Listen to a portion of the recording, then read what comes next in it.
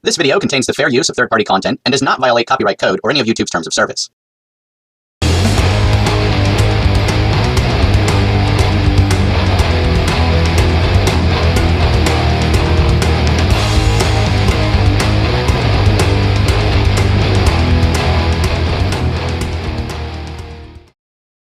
Well, with all the dumbasses in the country right now that seem to think it's a good idea to bring about some kind of Christian theocracy, I thought, you know what? This is actually a pretty good time to do some more Bible study. So, let's go ahead and start at the beginning. That's what it says. In the beginning, God created the heaven and the earth. Or at least, that's how it sounds in an English version of the Bible. Originally, of course, this was written in Hebrew. And in Hebrew, the part that's being translated in the beginning actually looked like a single word, and that is the word that in modernity is customarily pronounced as Bereshit. And many Bible scholars actually think that that would be better translated when in the beginning.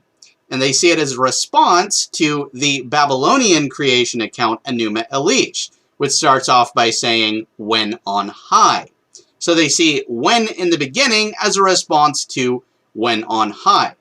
And one of the takeaways here is that, well, basically, from the very first word of the Bible, we're already seeing evidence of pagan influence. That's not to imply that whoever wrote it was, like, so in love with paganism, like, yeah, pagans, woo! But sometimes we are influenced by our enemy. In fact, since I'm posting this video, you could see that as evidence that I'm being influenced by the enemy. Because I wouldn't be posting this video right now if it weren't for these theocratic assholes trying to ruin our fucking culture. But anyway, the part being translated here as God is the Hebrew word Elohim, which is technically a plural form of the word El, or more directly, Eloah. Both of which are also interpreted to mean God, which, you know, kind of raises the question, well, why is Elohim also being translated God in the singular if it's the plural form of the word that translates as God? If Elohim is a plural of El and Eloah, then you'd think it would be translated in the beginning, gods created the heaven and the earth. And so when we confront translators with this, they actually will tell us, well, plurality does not always have to be taken to refer to literally more than one of something. It can actually also be used to denote largeness or superiority, mightiness. And so, translators actually make a distinction between the literal plural and what they refer to as the plural of majesty, also known as the royal plural. So when Elohim is being interpreted as a literal plural, it will be translated gods, plural. When it's being interpreted as a royal plural, it will be translated God in the singular with a capital G, as if that were the name of an individual. So this might raise the question, how do you know when to interpret this as a royal plural as opposed to a literal plural? According to translators, Elohim sometimes takes singular verbs. So, kind of like how one dog barks, but multiple dogs bark. Likewise, one god speaks, multiple gods speak. Did you see the difference? One god speaks, multiple gods speak. And Elohim is going to be doing plenty of speaking in Genesis chapter 1. So it might be helpful then to think of this less as the plural form of the generic El, and more as the plural form of a particular El. Originally, El was the personal name of a particular god found in the mythos of a culture known as the Canaanites. And the Canaanites spoke a dialect very closely related to Hebrew. It's actually ancestral to Hebrew. Both of which fall into a language family known as the Shemitic family of languages. And so Canaanites and Hebrews were actually able to understand each other reasonably well. About as well as people in the United States can understand people in the United Kingdom. So anyway, this Canaanite god, El, was perceived as father of the other gods. The Canaanites were polytheistic, believing in multiple gods, not just one. Over time, though, El's name came to be used as the generic Shemitic term for any god. So this god's an El, that god's an El. Collectively, they came to be known as Elohim, the new name for the creator god in Genesis chapter 1. Now, you think about it. If all the other gods are appropriating this term El, well, how do you distinguish the original El, right? So, just as they appropriated El, he appropriates Elohim.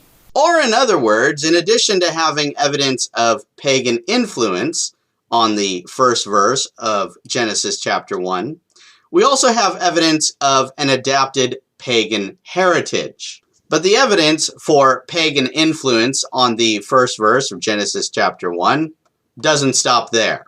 Now, the mention of heaven and earth, as seen at the end of the first verse, is a way of thinking about the universe that goes all the way back to the earliest written language known to us. I refer, of course, to the language of the people known as the Sumerians. Now, as a people living long before modern science and technology, the Sumerians had at their disposal only the most rudimentary understanding of the universe, which they perceived in a more narrow sense as heaven and earth. That is, a relatively flat and disc-shaped earth, circumimposed by the dome of heaven, both of which were deified. The Heavenly Father was called On, and Mother Earth was called Ki. And it was the combination of these two names that made the Sumerian word for the universe, Anki, which was considered to be floating in a sea of primordial waters. That is, waters that existed prior to heaven and earth. And these waters were associated with a creator goddess called Namu. Now, different cultures, of course, knew the various aspects of nature by different names, deifying them in different ways. But this general model of the universe, heaven and earth floating in the primeval sea, is a commonly held model of the universe across different cultures of antiquity. We, of course, see no mention of these waters in the first verse of Genesis. We do, however, see them mentioned in the second verse. In other words, basically, we see a perpetuation of a common misconception of the universe and how it works.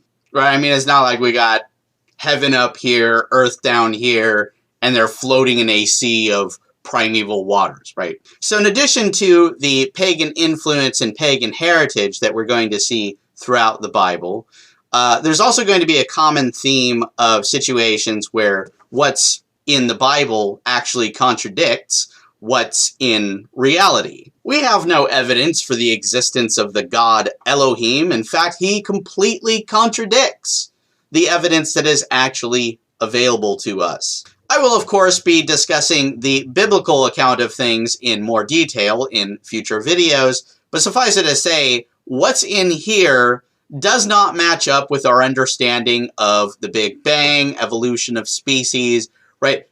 There's all sorts of stuff in the Bible that just simply does not make sense with how things actually work. It's pretty clear that, just as various pagan societies would try to explain things using gods and goddesses, and very often they would explain things the wrong way, and they'd have all sorts of misconceptions about the universe and how it worked. We are going to see more of that in the Bible. I'm not going to, create this conception where, the Bible is just one big myth cover to cover. There's actually a variety of different genres within the Bible, but some of the genres that we see are myths, and we will be seeing certain traits of pagan tradition handed down to biblical tradition. We will see entire mythic narratives from pagan tradition adapted for our biblical audience. So I will ultimately be putting in perspective for everyone just how stupid it is that there's all these people trying to use the contents of this book to justify imposing some kind of bigoted theocratic society upon us in which abortion is completely banned and homosexuals are executed. Oh, and the people who enable them are to be executed as well, apparently.